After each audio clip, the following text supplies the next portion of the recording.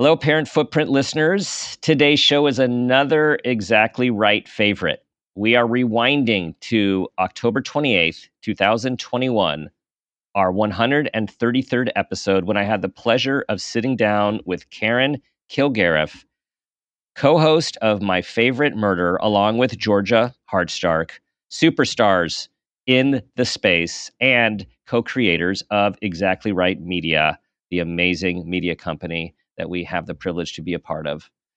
Now, Karen, I just love this conversation with Karen. She was going after memory after memory after memory, and it was just flowing and flowing and flowing. And I'm going to tell you something that was interesting about that at the end of this commentary. So you will learn how her parents, being old school San Franciscans, decided to give their kids a different experience. And she moved to the country, North Bay Area, and you will hear how she describes the free range childhood and what that experience was like for her. We'll also hear about her very large Irish Catholic family and upbringing and the difference between the good Irish Catholic stuff and the bad Irish Catholic stuff, her experience and how she was exposed to a little of both. The power of family and community really comes through this conversation as Karen remembers growing up with cousins who were not biological cousins, but are clearly family. And then also her tons of biological cousins and aunts and uncles and the impact and how what she really remembered was how everyone had everyone's back. There was always someone there to pick you up. There was just this understanding that we are going to get through this together. What you'll also hear, there's so many important nuggets for parents. And of course, the show was about parenting from a non-parent. And while we were joking about Karen's wisdom and her experience of not being a parent, she is very involved in her niece's life. And also, she was parented. And as you all know, we get a lot of our beliefs about parenting from our own experience as well as our behavior. And something that just ran through all of Karen's memories was being listened to, being talked to like she mattered, and being treated with respect. This runs through all of her stories, all of her memories, and what the power of mattering meant for her growing up and how that gave her a sense of security.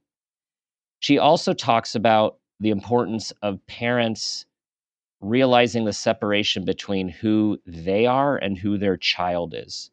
And this is something that we always are talking about on the show, about this awareness, right? We all want what's best for our kids.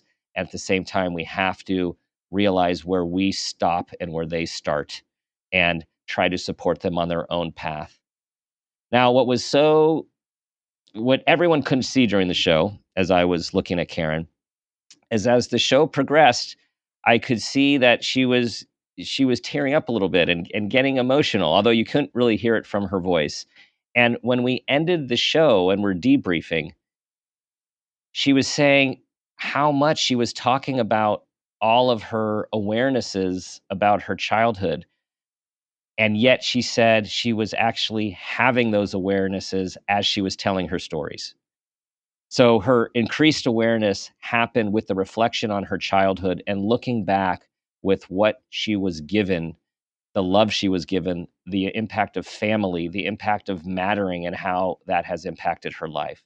So it's a message for all of us to know that looking back and having those memories, they're not all good, but there's often nuggets in there for us to tell those stories to our kids, tell them to your friends, revisit these aspects of your childhood, because it sometimes takes a while to put the pieces together about what was all that good stuff that made us who we are, including some of the tough stuff, which also made us who we are.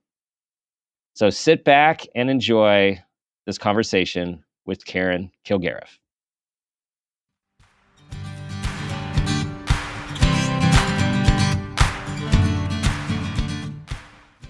want attention. We all want to be seen, and we all want to be listened to.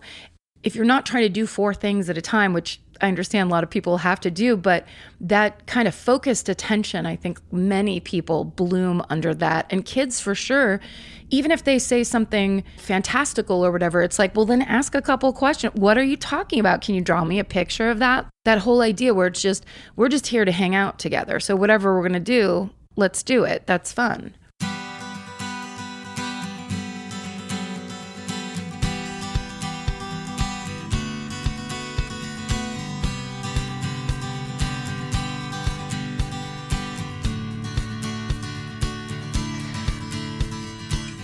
Welcome to Parent Footprint with Dr. Dan. I'm Dr. Dan.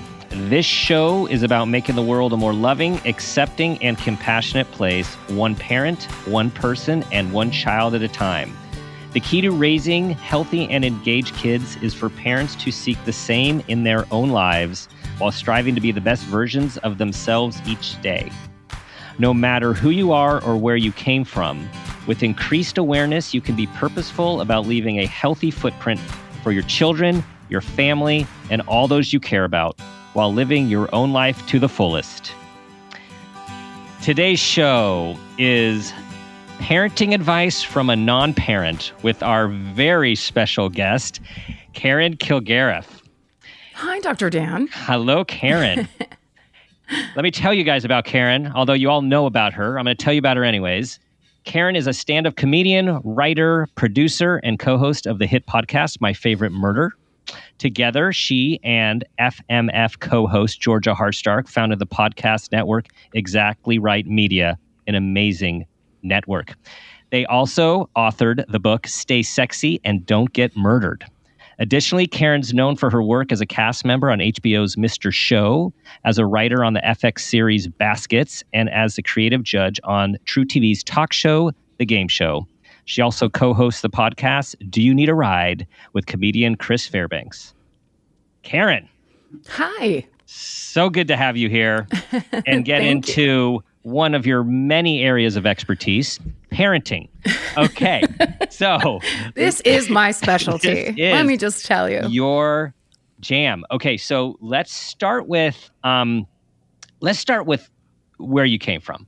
Like, what's your family like? Who are they? Mm-hmm. And tell us these who are these people that influenced you?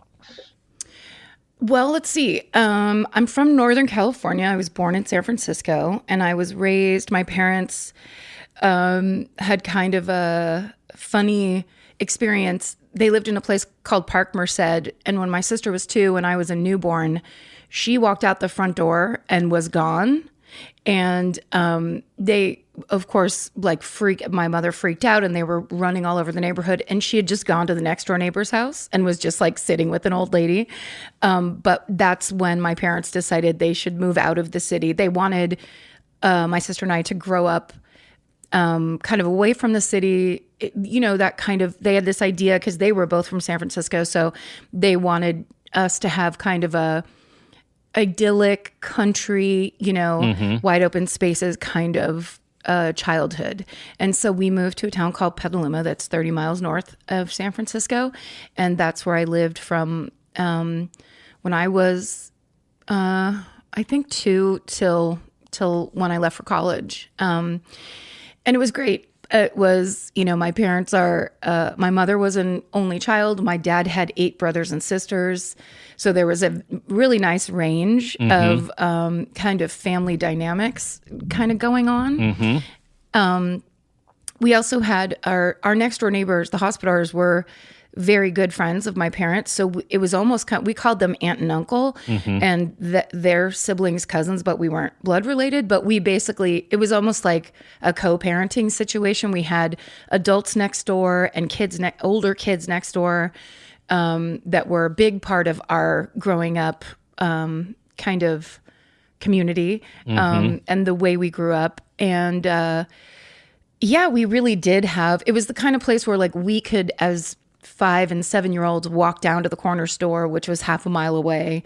And my parents had no problem with it and didn't think twice about it because we were 5 miles out of town, and the community was very close. And, it was I didn't think much of it. I kind of course, assumed, like a lot of people do, that everybody grew up the same way I did. And it took me a while to understand that we really had a beautiful childhood that was very, very idyllic in a lot of ways. And we just kind of had, by being in this town, which was, it used to be the egg capital of the world, Petaluma.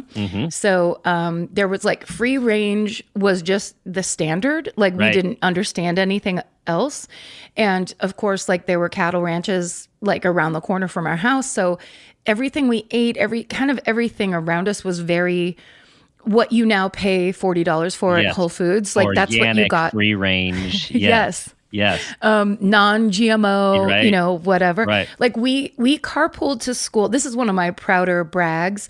We carpooled to school every day with the Benedetti family, who their family owned this dairy in town called Clover Stornetta, which is now the main milk that they sell at Whole Foods. Yeah, because it's non-GMO. It's all, it's all raised like that. We're at the time. So that was like, I see that milk and I'm like, oh, like hometown pride. Yeah. Like we know the family that makes that milk. It was like that kind of really lovely, really idyllic childhood. Petaluma is beautiful, and it's like all of our towns now has grown up. Still beautiful, still old town is awesome. There's still open space, but you have to go a little farther out for that open space. But it's just a beautiful. It's country. It's beautiful country. It's real country. Any car commercial you see that has a running white fence in it is shot in the outer area, in like the West Petaluma, West Marin area of that. It's just like, it's really gorgeous up there. And that you would have had a different childhood if you stayed in the city, right? I mean, like the city's a great place too. Yes, it is. It's just very different. And your parents, so they're old school. Like you guys are old school San Franciscans. They've been around a while.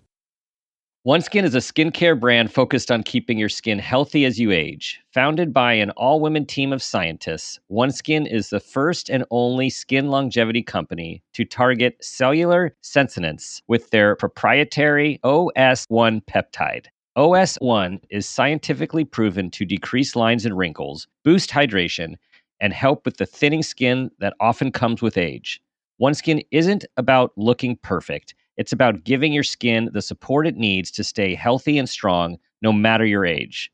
See what all the buzz is about. With more than 4,000 five-star reviews, their full line of face, body, sun, and travel-size products has earned the trust of happy customers everywhere.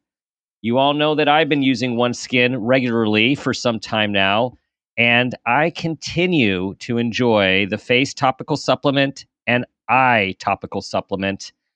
My face is smoother, and this is my new normal. OneSkin is the world's first skin longevity company.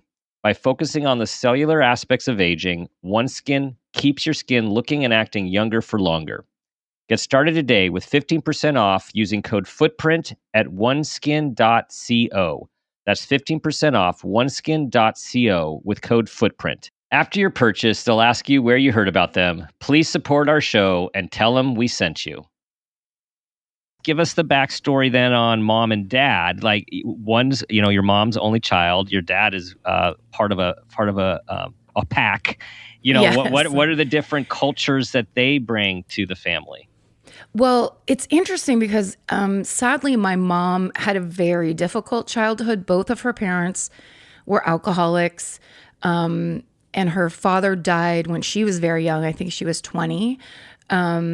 And it was related, I think, to his drinking problems. She had the thing where her father would get sober and everything would get better for 2 years, and he would get a new job and they would get a new house and it would all get set back up. And then he would go off the wagon. It would all fall apart. They would have to move to a different town. And so she had a very rough and kind of very inconsistent childhood. That both of her parents were older, and she she went on to become a psychiatric nurse. She got very good at being able to share like what was hard about her young life and what she was trying to give us, you know, kind of to counteract that. And she knew that life set in her some issues. Like she was always looking for a new house. So anytime there was an open house, we would pull over and go inside, which I loved. It was always just fun and exciting. But for her, it was this real compulsion that was completely about that kind of that trauma from her childhood of the search is always on and the escape is always set, and that she wasn't prioritized as their child at all. I mean, this was, you know, the 40s and 50s, and she was made to feel like a problem for most of the time. She had cousins that she really loved, and she had my Aunt Kay, her best friend who she grew up with, she basically kind of adopted their family and was very much a part of her best friend's family, and felt like she got a lot that she wasn't getting from her own family from them, which was nice. But I think it was, you know, that's a really tough way to grow up. It is. It is. And then on the other hand, and I'm sure this is part of the appeal for her, my dad's family, even though they were gigantic Irish family, you know, he's first generation. Both my grandparents were immigrants. My grandfather was a plasterer, and they also had a family paper route that they all had to work on. And my grandmother, of course, she took care of the kids, but she also babysat kids in the neighborhood. So everything was about work in that family and about kind of earning your way and pitching in, and they all took care of each other. My dad told a story recently, we didn't know this, of like my Uncle John, his older brother, him getting a job in his teens was the reason they got to have Christmas presents one year. Oh, wow. Like they were very much taking care of each other and you know, providing for each other. Very Irish Catholic. You know, they said the rosary, I believe it was every Friday evening. You said the rosary, I think. Ugh, I would be in so much trouble if my grandmother heard this right now. No one is going to hear this. Don't worry. Yeah. No. We can just lay it all out there. Yeah. But that family and their surrounding family, like my grandmother emigrated to America with her two sisters. So the three of them came together. They came through, this is actually, tell it quickly, but my favorite family story is they came through Ellis Island. They got picked up by a sponsor, which back then, that's the setup, right, that your family made. They paid someone in America to like look after and take care of you and put you in a place and then get you a job. And so they got picked up at Ellis Island by a guy in a white linen suit, and he brought them to the Lower East Side and put them into a room in a tenement house. And when he left, he said, I'm coming back tomorrow and we're going to sign you up at the, you know, the work, wherever, some work agency. And he left, and my grandmother, who was the middle sister, so she had a younger and an older sister, and she was 17. And she turned to them and said, I don't know about you, but I'm not staying here. So they had a postcard of San Francisco back home on their farm in Longford, Ireland. And she was like, let's go to San Francisco. The streets are very clean and wide there. That's where it's at. So they took a train. The next morning, they just left. They got on a train to Chicago. And then we're out. Yes. They were just like, no. And it was her kind of saying, this isn't right for us. And we can't just accept like where we're landing, which I think that's strange. It really makes me so proud. My grandmother was amazing, and she was hilarious. She was truly one of the funniest people I've ever met. So then they came to San Francisco and basically got jobs as maids. She worked for and lived in the house of a very wealthy family in Seacliff, which is like a very fancy area of San Francisco, and basically kind of got on her feet. And she really loved that family that she worked for. She always spoke very highly of them. And then she met my grandfather at like an Irish dance. Of course. Right? Yeah. That's how you do it. Down at like the hall or whatever. Yeah, exactly. The Grange. Yeah. So Yeah. that the Kilgariff side of my family are, they're like, it's the good Irish, as they call it in, at least in my family. There's like the good Irish who are like, the family loves each other, and it's kind of like always a party and good times. Sure, they get into fistfights at weddings, which I've seen many times. Yeah. But always with other people, not with themselves. Exactly. Always just with someone on the street. Yeah.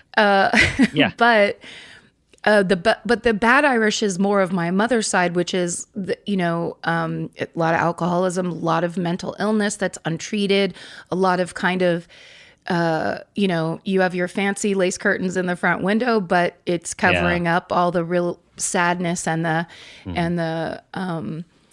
and just the unprocessed everything. It's just, the repression and, being Irish Catholic is quite something in term culturally. I think there's a lot going on. So it was great because I think my mom met my dad and his family and was just kind of like, oh my God, it's this big, gigantic kind of roiling group of people that all, really, really loved each other. And they just were, it was just kind of like, we're making it work, you know?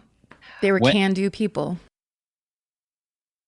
When like you talk about this with such obvious insight and awareness and knowledge of where you came from, when do you remember becoming aware of this? Like who your mom was as a person and who where she came from, and then your dad and his family. Do you remember when it all started to either you make sense or used to question or, looked out from just those kid eyes?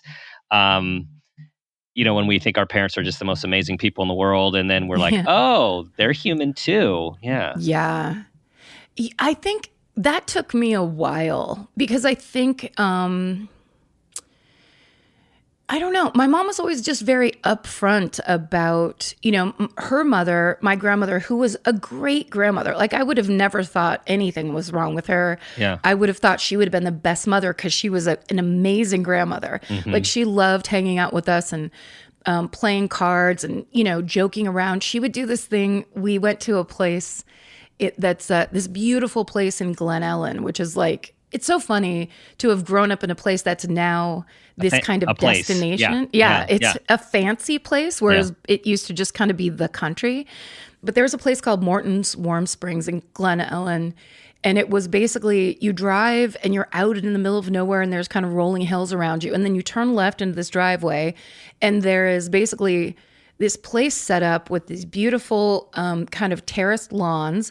And then there's a big pool, a medium-sized pool, and a kiddie pool. And then there's kind of like there was like a screened-in arcade area. Then there was like a creek that ran through it. And then in the back, there was like picnic tables. So we would go there like a couple times every summer. I can see it. That was a great description. I can see it. I can too. Yeah. It was, so like things like that you're getting as a kid as the automatic, like I just didn't understand how there was lots of kids that didn't get anything like that. It just seemed to me to be like, this is where your parents take you on the weekend, you know? Yeah. My grandmother, when she would come on those trips, because she moved up to Petaluma into like a mobile home park after a while because she was living by herself in the city for a long time. And then she eventually moved in with us and she eventually got Alzheimer's. So she was with us for a while. But when I was little, she would come on those weekends to Morton's, and her whole thing was she would put on a bathing suit, but she couldn't swim. And she couldn't swim and she couldn't drive. And so she would pull up a folding chair up next to the medium-sized pool, and we would be swimming and get, Grandma, watch me do this, watch. And she would sit there as if it was the most fascinating thing she'd ever seen in her life. Two, like a 5-year-old and a 7-year-old swimming and just screwing around. And everything we did, she just thought was amazing. And she would, you swim like little fish. It was like, now I understand. It was this gratitude that she had for having this kind of like, it was like a second chance. Mm-hmm. And it was the thing I don't know if she had the bandwidth to do for my mother when she was in this terrible marriage, and trying to deal with a serious alcoholic. Yeah. So I didn't get any of that dynamic, and they were really good at hiding, like my mother and grandmother would fight or anything like that. It was like we never knew about it. So that all kind of came as a reveal later on. And then my dad, he was a fireman in San Francisco. So he was, it was like 3 days on, 4 days off, or vice versa. So, and my mom worked. So oftentimes my dad was kind of the stay-at-home mom role. And so he was very much, in everything, the way kind of your classic mom, especially in the 70s. Right. Because not a lot of moms worked. And there was a little bit of like, ooh, are we weird? Because my mom would never be there on like field trips, or she wasn't waiting at home with a plate of cookies, which I was always really mad and would tell her, like, comparing her to Mrs. Cunningham on Happy Days or something of like, we're getting ripped off. And she'd be like, too bad, I have a career. But my dad was great in that role and really great with kids because he raised all of his own brothers and sisters, helped raise them. And, they were basically like trained. I think the Kilgariff side, they really loved kids and they really respected kids kind of like from the get-go. You were always talked to like a fully formed person. No one ever talked down to you. People were always very interested in what you had to say. If they asked you, how school was going or something, they really expected you to tell them a story, I'd say that's well, I don't want to say rare. I do feel back in the day, that was more rare. Like in the modern parenting world, there's a lot more being talked about of talking to kids with respect and, valuing them as another human being. So for you to have gotten that back then, that's something because obviously you are aware of it now. To be the way that it made you feel as an important person in the family. Totally. And like, when we'd go, say, my dad would go over and visit, because my grandparents eventually also moved out of San Francisco and they moved right over the hill into a little town near Sonoma called El Verano. And we would go over on Sunday and my dad would always go, we're just going to go have a visit. And that meant we sat around at my grandmother's kitchen table. Their house was so small. It was so funny. But if like it was a holiday, literally there'd be like 35 people jammed into this house. It was hilarious.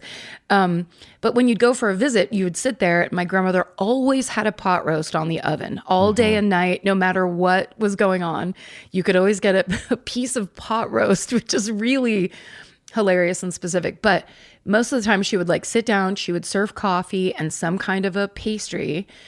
And then they would have a visit. And that basically just meant going over the family gossip and the like people we know gossip. And you got to be in that. You were expected to sit at the table, eat your whatever they gave you and kind of listen and hang out. And then eventually they would turn to you and be like, so now it's your turn, basically. And so it was like kind of this training that I didn't know I was getting to be a part of things and knowing that eventually I was going to get asked some questions and that they wanted to hear the answers and it wasn't perfunctory. They wanted to know what was going on and what I thought of things and had I heard about this and do I know about it was really it was so kind of past heartwarming because it was like really having a relationship with a real person, not just a grandparent that's patting you on the head. Right. Right. So this clearly is your earliest, your early training as a parenting expert came in the way, I'm only being half facetious, and the way like you were actually treated, so it's like, what did you, like, as you're reflecting now, like, what are those things that you're like, wow, these are things I recommend. And also like, no. Like that's not helpful. I guess these are the things, when they came up for me was when my sister had her daughter, my niece, Nora, who was, the timing was really perfect because later on my mom also developed early onset Alzheimer's, and it was a really difficult time in the family. And then my sister had this baby, and suddenly it was like we had something else to focus on, something really positive. And she was, I think because there were so many people that were just always like looking her in the eye, like paying attention to her, talking directly to her. That mixed with the fact that my sister was by herself. So she would put the baby down, like on a blanket and go get the laundry. Nora would just like try to follow her. So Nora started walking really early. She started talking really early, like blew the pediatrician's mind. My sister's, the pediatrician would be like, do you understand what it's like to be able to talk to a 9-month-old baby? My sister's like, I don't know. She's just, that's what she's doing. But I believe part of it, I think has a very smart brain. Her father was very smart. And my sister's very smart. But I also think it's because she was constantly engaged, in her face. It was like we would ask her questions. We would talk to her. Even, from a very young age, she got that same kind of treatment. It's a thing of pull the high chair up to the table and make her sit there and eat dinner with us, even if she doesn't necessarily like it or whatever. It's like, no, you're here at the table with the adults. So to me, I think that presence. I mean, it's like presence. It's like staying present and engaging. And it's also non-distracting, right? I mean, what I'm imagining with all of, we didn't have all the social media and the trinkets and technology when you and I were growing up. But, in this day and age, it's so easy to be distracted while our kids are eating, while our kids are bathing, while our kids, I'm not getting that. I'm getting engagement and really paying attention. Yeah, I think the benefit, first of all, she was an only child. And then there was lots of adults around my niece who were so excited, for her and about her that and everyone knew my sister was tired. She was a working single mom, so it was like there were lots of people there to just kind of come in and help her out. And she had lots of cousins and stuff. So I think there's the regard, but also I remember having conversations with Nora and remember as it was happening going like, oh, I'm doing this because this is what people did for me. Mm-hmm, mm-hmm. So it's not asking a question because you're just trying to like distract them or to there's nothing condescending about it. It's like, if we go to the park, what's the thing you're most excited about doing? Or, oh, what if after the park we get ice cream? What kind would you like? And Nora got into this thing of like, she wanted to order for herself. She wanted to go in by herself to the ice cream parlor and order for herself. And she was like 4 years old. It was the funniest thing. We'd stand outside and watch. And that was her whole thing, is like, she was very positively engaged with everyone around her, which then made adults who might otherwise be distracted or not pay attention, they would suddenly be like, this baby's talking to me, Right. And I think that kind of, that's what we got in that way, where when your aunt, your uncle would sit down to talk to your grandparents, they would be asking you questions and expect you to give them a full answer, if not an anecdote that was kind of interesting. You know what I mean? If like you couldn't deliver a good story or whatever, it's like, all right, well, we'll move on to your cousin. Like there's other people that we can be talking to. So you had that thing of, you knew that you kind of understood what your place was and what you were being asked to do. So you had to kind of dig around and go, what is the most interesting thing I did at school this week? Or whatever, and like tell grandma a good story. Well, it instills confidence. I mean, you can reflect on what we're getting from Nora is like, there's this confidence of, I want to do it and I can talk to people and people actually want to listen to me. It doesn't matter how old I am. Did you feel like, I mean, I don't know if I'm projecting here. It just sounds like you felt a sense of confidence. Like it really gave you a sense of inner inner stability, inner what? Security, right? Security, there we go. Yeah. I think it is. In a way that that the assumption that if someone's asking you a question, they want to know the answer.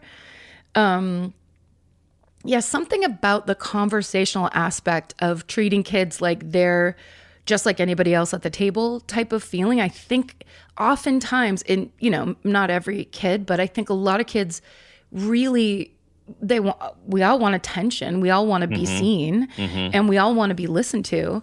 And if you give a kid, if you're not trying to do four things at a time, which I understand a lot of people have to do, but that kind of focused attention, I think many people bloom under that. And kids, for sure, even if they say something, weird or, fantastical or whatever, it's like, well, then ask a couple questions. What are you talking about? Can you draw me a picture of that? Like that whole idea where we're just here to hang out together. So whatever we're going to do, let's do it. That's fun. Right. So it's about pulling things out of kids, getting them to dig deep, getting them to express themselves, not shutting them down. Like, no, that's ridiculous. No, that's not possible. Or, Yes. Or they don't respond quick enough. So then we just go on to somebody else or ask a different question.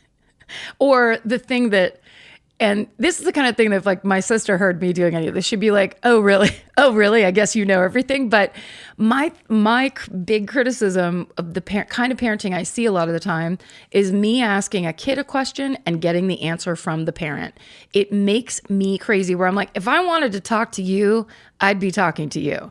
I want to talk to this person over here who's actually much more interesting than you are. So clear the area. It's that. Where I'm not here to collect information about your trip to Disneyland. I'm here to get her impression of what that trip was like. Yeah. So please don't answer for her. Yeah. And don't set a habit where if your child pauses for more than 3 seconds, someone's going to come in and take over, because of course then you don't have to. And then you're just kind of like, you can do whatever you want. You can be in your own little world as a kid. But to be drawn out of that world by an adult who actually is interested is such, I think, kind of an enriching experience. At least it was for me. Such an enriching experience. Well, I'll validate that. I mean, it is. And it's something special about how you were raised and now how you and your sister are treating Nora, clearly. And it also speaks to, when we talk about parenting and we talk about parent footprint, like we do what was done to us. And much of it is not conscious. Like you said, like you were just doing it. And then you later were like, this is how I was treated. And this is why it's so important for parents to try to be conscious and try to be aware and try to take the stuff they liked from how they were raised and try to tweak the stuff that they didn't like, because of course we also do the stuff that that was done to us that we necessarily didn't like too. That can happen as well. Yeah. So it is really trying to be mindful about what we're doing when we're raising kids. And what I hear you saying also is that like you want to know what she's about. Mm-hmm. Right? Like that's an intention that you have when you're interacting with her. Yeah. Well, because I think it was really mind-blowing definitely for me, but I think my sister too. I think all of us, that my niece came out and was really such this person almost automatically, like from a very young age. It was just like, what are you doing? Like she was a fascinating individual. She walked really early and talked really early. So it was the kind of thing where it was easy to spend time with her because she was kind of fascinating, and she really could tell you about how she felt and what she was thinking. And then also I think there was that consciousness that came from my mom's side, because my mom tried so hard not to do the things she knew were ingrained in her, because some of the things ingrained in her were really bad. And I think that's why she went into psychiatric nursing. I think she was just like really wanted to make a split from those experiences and those habits. So she was always very kind of, she was definitely at least very verbal about those concerns. And she also always was telling my sister and I, like, please don't fight. You should be best friends, and you're the two people that you have in the world. Like, you don't understand what it's like to not have anybody. So common for only kids. to really be horrified when their kids fight, because they were just always dreaming, oh my God, if I just had someone, I would just love to hang out with them. I would never fight with them. And then so sometimes it's an overcorrection, because fighting, of course, siblings are where we actually learn a lot about the world. So did she rush in? Did she rush in a little early? Like, you're like, no, she's just being a total, like, was it like she didn't want you to fight at all? Well, the thing about it was, because she worked and we were, when my dad was at the firehouse, we were latchkey kids most of the time. So she would come in on the kind of like at around 7:30 when we had fought ourselves out, and it was just kind of like, well, I kicked a hole in the bottom of Laura's door. You know what I mean? Like, well, here's the thing or whatever. And it would almost be like post fight talk down. Right. But she was also, I think she just had that. She was always trying to explain how good we had it to us, where we were like, really? What are you talking about? It was like, this is regular life to us. Right. And she could see it for what she and my father were really trying to build for us and kind of like have for us. So she, she did it. I mean, like, when you think about like what she came from, and then what she and your dad provided for you and your sister, like, mission accomplished. I know. I mean, really. And in a way that, like, I wish because she and I fought, especially when I got into high school, there were definitely certain things that were just kind of, I think, like left over from the time, 50s and 60s, where she was coming up, where she was very, very critical about any kind of weight gain. And my sister had no problem with that, like when she was a teenager. But I had like this weird weight gain in high school that I'm sure was about, a lot of things, but it was like kind of out of the blue. And it was pretty, I think I gained like 40 pounds between like just sophomore and junior year or something. And she just acted like it was the worst thing in the world. And it was really damaging. And I think it set this kind of like rebellion in me, where it was like, well, if you don't like it, then I guess fuck you. I mean, like, it was because it's your mom. So you're just kind of, it's like this kind of rejection, which I think she didn't understand the depth of how painful that is, because I think she got that all the time from her parents. Mm-hmm. So it wasn't to her, I think she was thinking, oh, I'm just going to help you. And then if I criticize you enough, you'll stop doing this and then you'll be fine. And so it's for your own good kind of thing. Right. So there was a couple things like that where when she was great.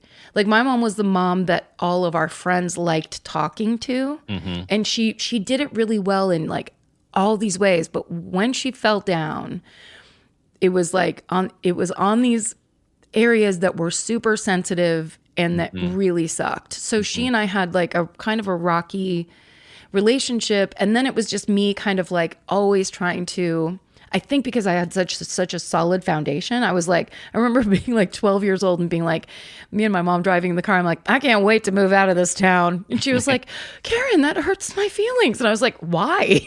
I was like, why would you care? You know what I mean? Like, it was that. I think we were spoiled in like the best way. Yeah. Spoiled with kind of consistency and care and attention. So my need to kind of be independent and like break out and do the things, go chase my dreams. I did have the confidence that was set by her and my dad to go do that. Which you have very much. Yeah.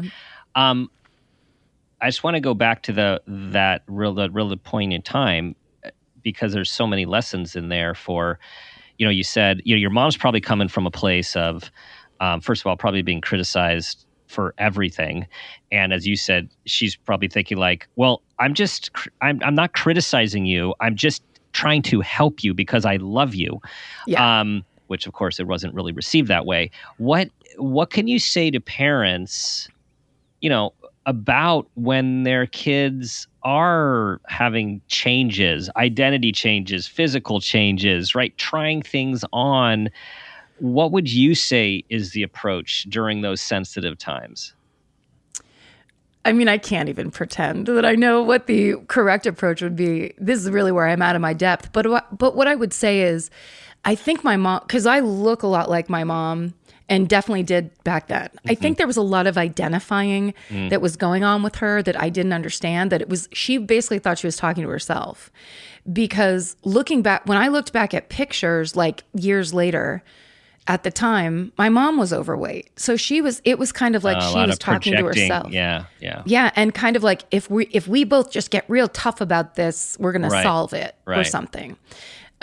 Maybe that's a piece of it. I think that idea that your child really is a fully formed person that is separate from you. Right. It's not some version of you. And having a little bit of healthy distance to let that person figure out who they are and be who they are. Like I got this really awesome prom dress when I was a senior that she splurged on because it was way more expensive than I thought she would ever spend. And I was really excited, and it was such a cool dress. And it was such a great, I was so excited. And then on the drive home, she goes, "What's great about this is you can wear this dress to a fraternity dance when you go to college." And I was like, "Mom, I'm never going to a fraternity dance. Like, what are you talking about? I dyed my hair black last week. Like, I'm not that person. That's not me. Yeah. That's not me, but it's her version of what a successful young woman would spend her time doing, I guess. Right. So there was not a ton of interest in the reality of what I liked and was doing. Like, I remember I was telling my sister this story or whatever, or no, my cousins came to visit, the ones that were not related, next door neighbors. And I was telling the story of, when I was a senior in high school was the first year they had the theater department at my high school.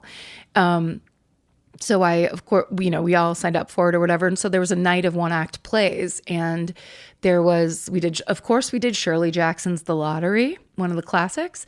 And then they did No Exit. And then the third one was me and this guy in my class. And it was a comedy scene. It was really good. It was like two people who meet on a park bench. And it was kind of, I don't know, it was whatever, but it was great. And like, we did it for the school, and then we did it for like the parents at night one night, and people went crazy. And so I remember going back home that night after the play, and it was my mom and my dad and my aunt and my real aunt and uncle, my related aunt and uncle, and then my Aunt Jean and my cousin Cheryl, and all these people standing in the kitchen.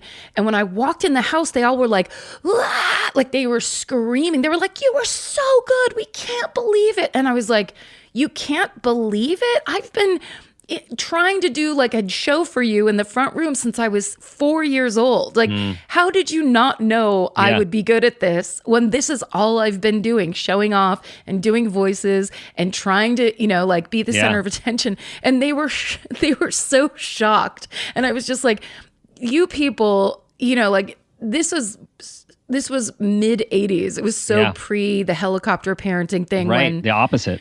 It was truly the opposite, where it was a discovery for them through the school that this is something that I was good at. It was hilarious. I'm thinking about what you said about the separation of child and of parent and child, and that is something that a lot of parents struggle with.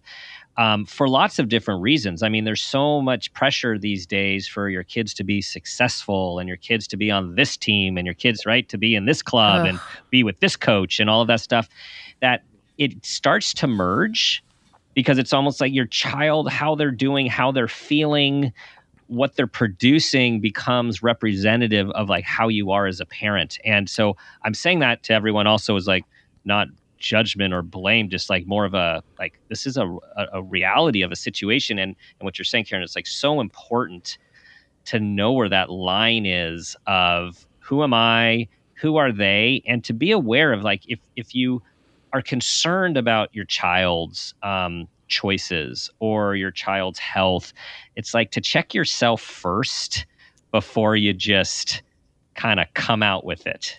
Yeah. Well, and yeah, because a lot of it is, if I had had the awareness, I mean, I don't think I could have at the time, but it was that kind of thing of, instead of criticizing me, what would be great is if I watched you take care of the problem you have, and then I would know how to do it. Yes. But it was almost like, and this would happen a lot. I think this is the reason that the people my age became the kind of parents that they became, because we were left to our own devices all the time for big problems and little problems. And the expectation was, well, figure it out, or ask your friend or something. But, I remember filling out college applications by myself and thinking to myself, shouldn't some adult be watching me do this? Or, shouldn't there be some kind of input other than whatever I'm trying to figure out? It was that kind of thing that now that I see, almost most of the people who are my age, their kids are at least in their 20s now, but they went hard in those early days where it was just like constant driving people places, constant, totally they're there for every game. Right. Totally. Yeah. We were talking with our oldest recently, and we were talking about like taking her to college the first time and, load up the car, travel, get all the stuff, blah, blah, blah, blah, blah. And then my wife was comparing it to, she's like, my daughter said, like, is this what, did your parents take you? And my wife's like, well, I actually remember like loading my bug and driving to school and then unpacking by myself.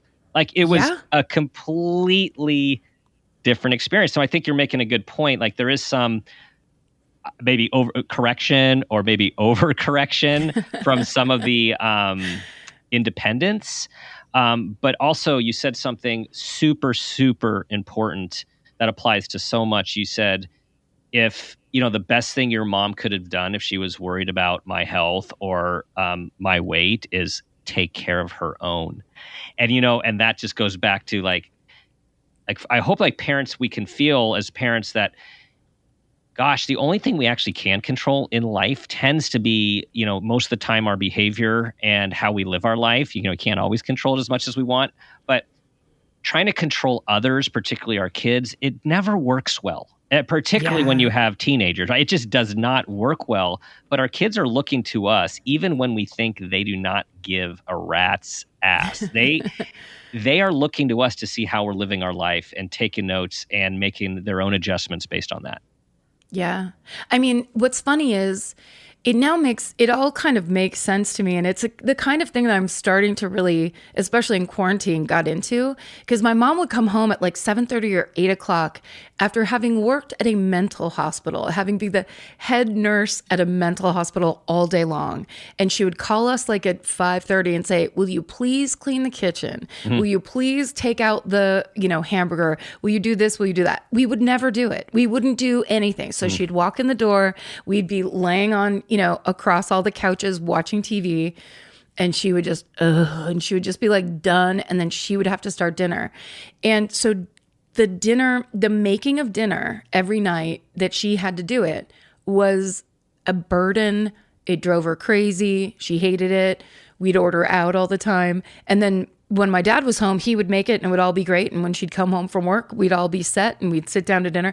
So there was this kind of thing built in where I started talking to my therapist about like 10 years ago or something of like, when I start to get hungry at night, there's a tinge of like sorrow that is attached to it. Bitterness. Yes. It's so beyond just like pull something out of the, you know what I mean? Right. Like heat something up, you're fine. But it gets it's tied to all that stuff. And I think it's also partially tied to guilt that we didn't help her. Right. Guilt that we were just like, like, what are you going to do? Like, what are you going to do? Hit me? Because that was the other thing. My mom, was very, very adamant, or like it was very important to her.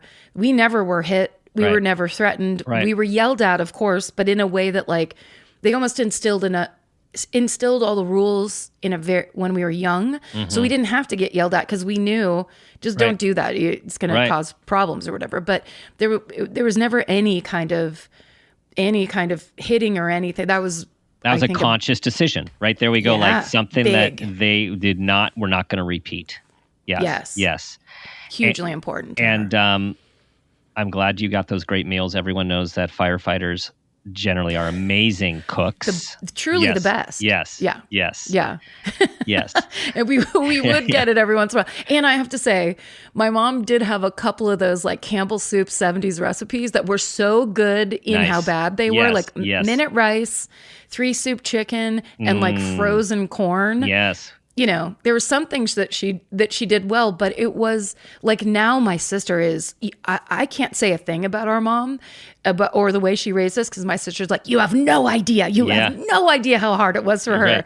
Right. I'm like, you're right. I have no idea. Right. And one of the other reasons also that makes you such an excellent parenting expert, you know these things, Karen. Okay. So parent footprint moment. Here we go. Are you ready? Yeah.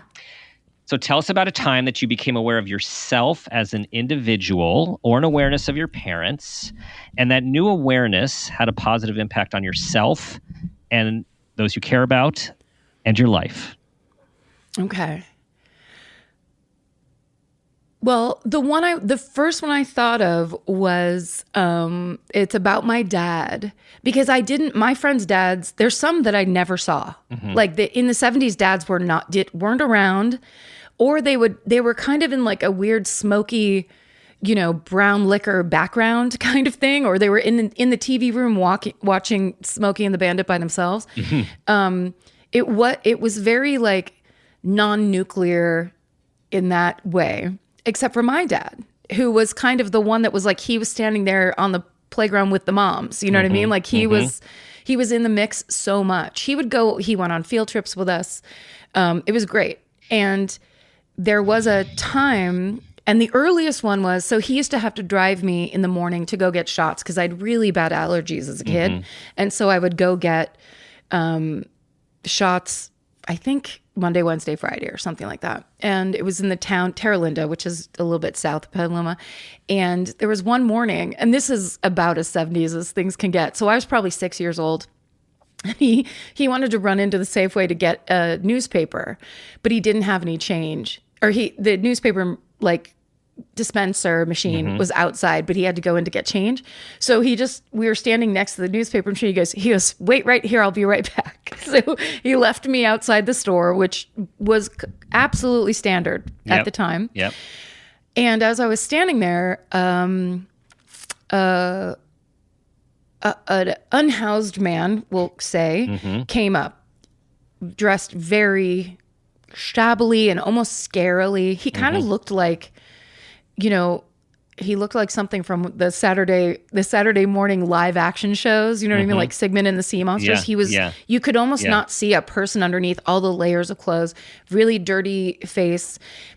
He came up and he was shit-faced drunk. I mean, I could smell it on him. And he put his hand, it was like he also wanted to get a newspaper. He put his hand in his pocket and he pulled out like almost a cartoonishly hilarious, like it was like a broken crayon and lint and whatever, and of course no money. And he stood there kind of weaving on his feet back and forth, staring at his hand, and I was just staring at his hand with him because he was just standing in front of me. And he looked at, like, he was looking down, and then he looked up and he goes, "What are you looking at, asshole?" and I was like, wait, what? like what? But before I could even react, that man was, in my 6-year-old eyes, he was flying through the air. And my dad, of course, had been walking up, seeing that a man was talking to me, or at least standing near me. He walked up and just kicked him right in the ass. And so he just kind of like flew over that way. And then my dad got his paper, and the guy, of course, immediately started yelling like, "You son of a bitch, I'm going to call the cops." And I'm like, "Dad, he's going to call the cops." He's like, "It's fine." And he grabbed my hand and we got in the car. And then on the ride up to getting my shots, I just had this thing of like, I'm completely safe. Like nothing, even when I come close to something that feels, just the second it becomes threatening, there is a person that is looking out for me always. And so that was a very early memory, on top of anytime we went to the park or we were in a pool, my dad ended up, like the thing was, if he picked me up and threw me across the pool, then kids would start lining up and he would have to just keep throwing kids off across the pool all day. Or like at the park, there were these cool swings that were like one on each side in a T shape. And so he would my sister and I would sit in the swings on either side, and he would hold the pole in the middle, grab one swing, and then walk around so that when he let go, we would just be flying like it was a ride at the fair. And kids would line up, and he would just keep doing it for everybody in the park. So there was this kind of very overt protection and very overt providing of like, your fun here at the park is important. Like it's a priority. I will spend my time making sure you have fun and making sure all these stranger kids who are also at the park by themselves have fun. And it always just was like, there was no specific idea in my mind except for just like, that's my dad. That's what my dad is like and does. So much of your narrative, of your stories, of your memories are being like treated with respect, presence, engagement, and mattering on top of safety, which is it's really special. It really was.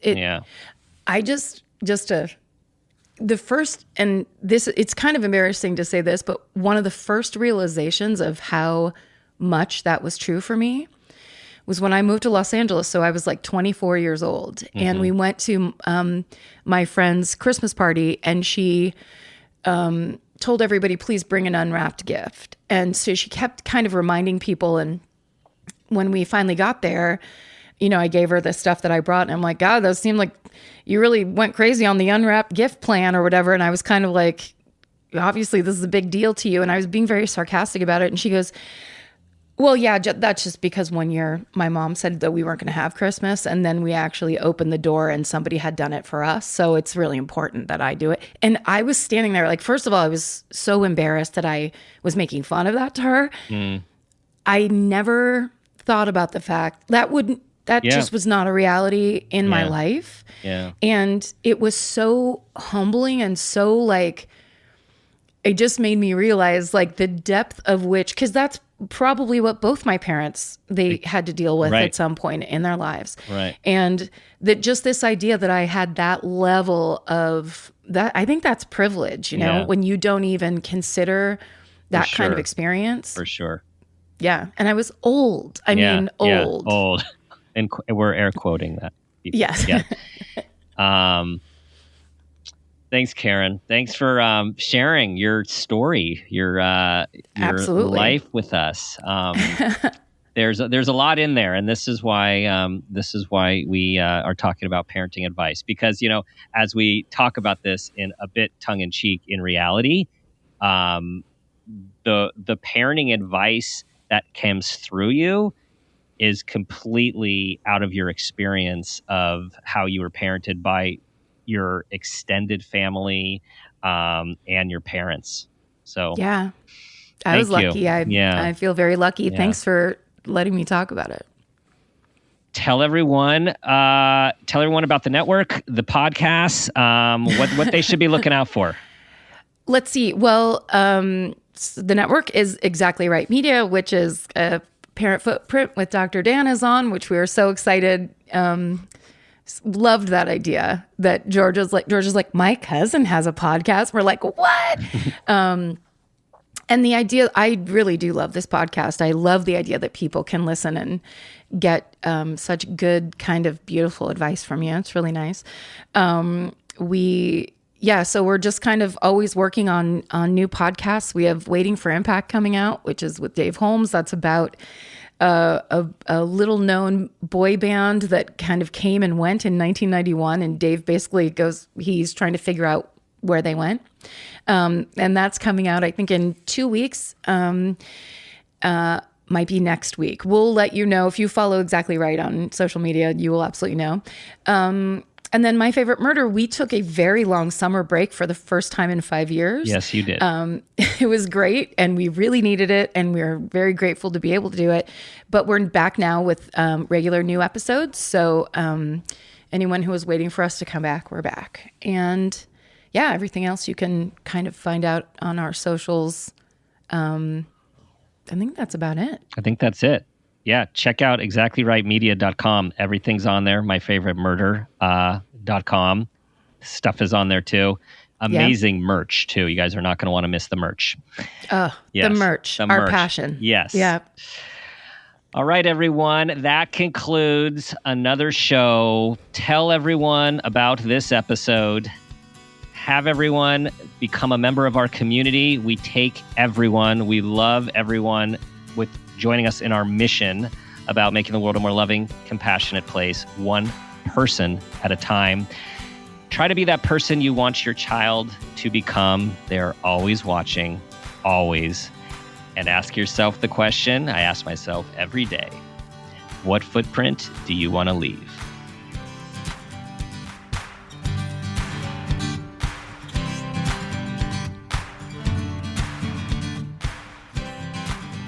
This has been a Peters and Rossi production. Parent Footprint with Dr. Dan is produced by Laura Rossi. Our engineer is Phil Rossi. Theme music is Strummer Man, composed and performed by Pro Tunes. Artwork is by Garrett Ross. Follow us on Instagram and Facebook at Parent Footprint Podcast and on Twitter at Dr. Dan Peters. For more information, go to exactlyrightmedia.com.